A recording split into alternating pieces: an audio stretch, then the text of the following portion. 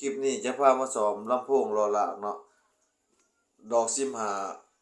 อาการประมาณนี้แหละไฟเขาแต่บ่มีเสียงเนาะกดหยังก็บ่ได้ยินเลยมิดอิมซิมว่าซั่นเนาะ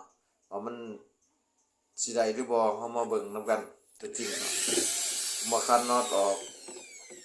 ก่อนอื่นเราต้องคันน็อตออกเนาะน็อตเบื้องหลังคันด้วยความระมัดระวังแล้วมาถอดผ้าขอบหลังออกเนาะก่อนอื่นหมดก็อย่าลืมกดไลค์กดแชร์กดติดตามเด้อเพื่อบ่ให้พลาดคลิปในครั้งต่อไปเนาะเอาจะมาวัดโดยมิเตอร์ดิจิตอลหรือว่ามิเตอร์เข้มก็ได้เนาะมาวัดเบิ่งจุดเสีย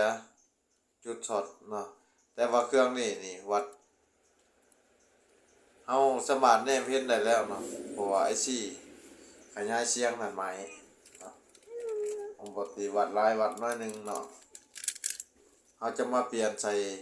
วงจรขยายหน่อยๆเนาะราคาบ่เกิน50,000กีบว่ามันสิได้ผลหรือบ่เนาะมันก็บ่ยากง่ายๆเนาะสำหรับวงจรตัวนี้ต่อง่ายต่อเข้าไปง่ายๆมี3ทางต่อแล้วก็ประมาณนี้เนาะมีสายไฟเข้าไฟ12โวลต์ DC เนาะ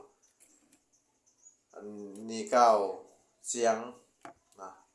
แล้วก็มีสาย output input เนาะสาย output เฮาก็จะจับสายต่อลำโพงมาซุกเขาเลยเนาะเอาหน้าก็ถ่ายไว้นี่อย่าลืมนี่ประมาณนี้เนาะแล้วก็มีสายinput เนาะสายก้าวของ input นี่เขาจะมาจับก้าวกับแผ่นบอร์ดนี้นี่สายบวก input เนาะเขาจะมาใส่เข็มจิ้มหาเสียงเนาะสับแซงมาเลยมานะประมาณนี้สิฟังเพลงเลยสิเชื่อมบลูทูธเบิ่งทั้งหมดทั้งมวลนี่สร้างเองครับบ่ได้เรียนสิใช่หรอกเนาะเบิ่งใน YouTube เนี่ยเบิ่งกับไปกับมาแล้วก็เอามาปฏิบัติก็ถือว่าได้ผลเนาะ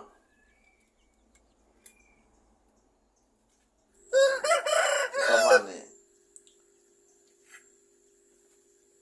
ก่อนอื่นเฮาสอบหาเข็มก่อนเนาะสอบเข็มให้ได้เวลาได้เข็มแล้วเฮาก็มาต่อกับสายบวกอินพุตหันแล้วมาหาจิ้มหาเสียงเ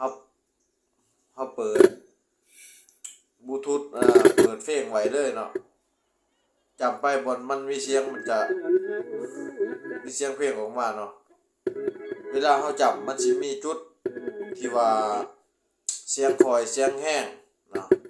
ต่างๆแต่วันนี้นี่เฮาจับไปแต่เสียงมันสะดุดโอ้โหว่าเป็นนำยังนี่เอาสอบไปเรื่อย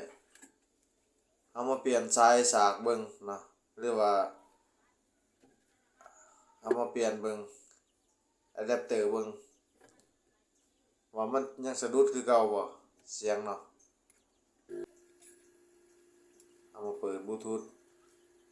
เพลงตามปกติเนาะเอามาจิ้มเบิ่งคือว่าสะดุดคือเก่าก็บ่อยู่พอดีตัวมันบ่หาม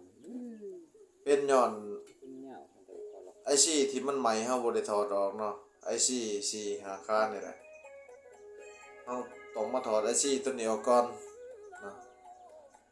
มาถอดความถอดกันยากเนาะเฮาต้องใส่หัวแหลมเฮาหั่นงัดออกเลยเนาะ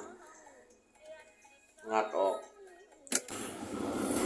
จนให้มันติดกันสัญๆเนาะถ้ามันติดกันแหละมันจะช็อตเลยอยู่หั่นไฟเฮาก็บ่ปกติไฟเขามันโหลดว่าซั่นซะหลังจากเฮาถอดแล้วก็สิประมาณนี้เนาะ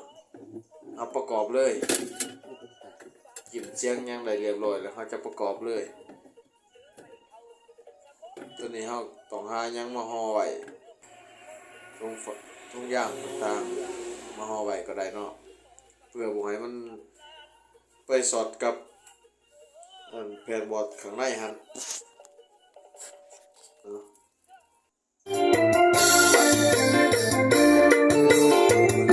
เอาไป2 ช้อนเลย ถือว่าโอเคได้เนาะโดยงบประมาณ50 ปีเลย